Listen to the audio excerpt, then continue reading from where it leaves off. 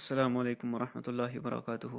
الحمد للہ رب العالمین والصلاة والسلام علی سید المرسلین وعلی آلہ وصحبہ اجمعین۔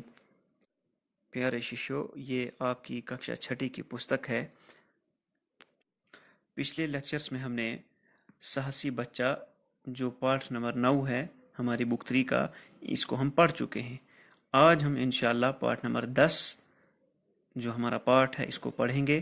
اس کا نام ہے خوبصورت کون، اور یہ پرشٹ نمبر 41 پر ہے۔ تو چلے 41 پیج پر چلتے ہیں سیدھے۔ تو سٹوڈنٹس، یہ رہا ہمارا پارٹ نمبر 10، نام کیا ہے؟ خوبصورت کون۔ اس چیپٹر میں، اس لیسن میں ہم پڑھیں گے کہ ایک پیڑ ہے گل موہر، ٹھیک ہے؟ تو اس کے جو پھول ہیں، اس گل موہر کے پھول جو کہ بہت خوبصورت ہوتے ہیں، وہ اپنے ہی جڑوں کی جو ہے وہ مذاق بناتے ہیں کہ وہ بدصورت ہوتی ہیں، اچھی دکھائی نہیں دیتی ہیں۔ تو پھر موسم کی تبدیلی کے ساتھ ساتھ جو ہے ان پھولوں کو بہت نقصان اٹھانا پڑتا ہے، اور جڑیں جو ہیں ان کو فائدہ ہوتا ہے، وہ ویسی کی ویسی رہتی ہیں، ان سے اس ورکش کو فائدہ ہی ہوتا ہے، اس پیڑ کو۔ تو پھر ان کو سمجھ آ جاتی ہے کہ کسی کا مذاق اڑانا اچھی بات نہیں، بلکہ ہمیں شکل اور صورت کو نہیں دیکھنا چاہیے، بلکہ اس کے باوجود ہمیں کسی کی، انسان کی یا کسی بھی چیز کی کوالٹی کو دیکھنا چاہیے، اس کی کوالٹی پر غور و فکر کرنا چاہیے، اس کی اچھائیوں اور خوبیوں کو تلاش کرنا چاہیے اور ان کو استعمال کرنا چاہیے۔ تو چلیں ہم آرام کرتے ہیں اپنے اس پارٹ کو۔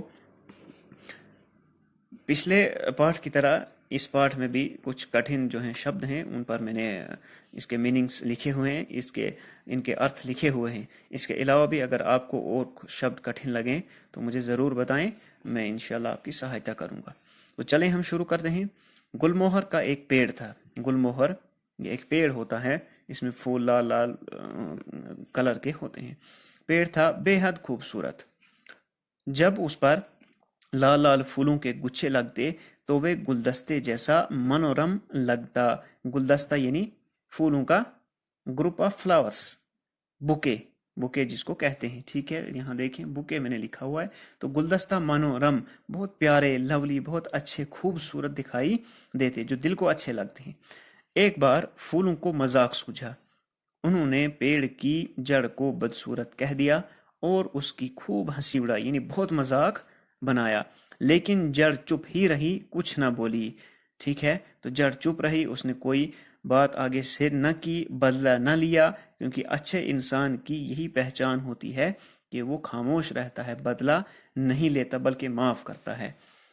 اس کے بعد دیکھیں، برسات آئی، یعنی بارش کا موسم آیا۔ ایک دن اچانک بادل زور سے گرجے اور بجلی کی کڑک کے ساتھ گل موہر کے پیڑ پر آ گری۔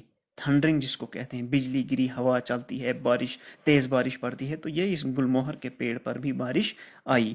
وہ بیچارہ جھلس گیا، یعنی بہت اس کی حالت خراب ہو گئی، اس پیڑ کی حالت خراب ہو گئی، ایک دم ٹھونٹ سا ہو گیا۔ یعنی یہ جو پیڑ تھا اس کی یہ حالت ہوئی۔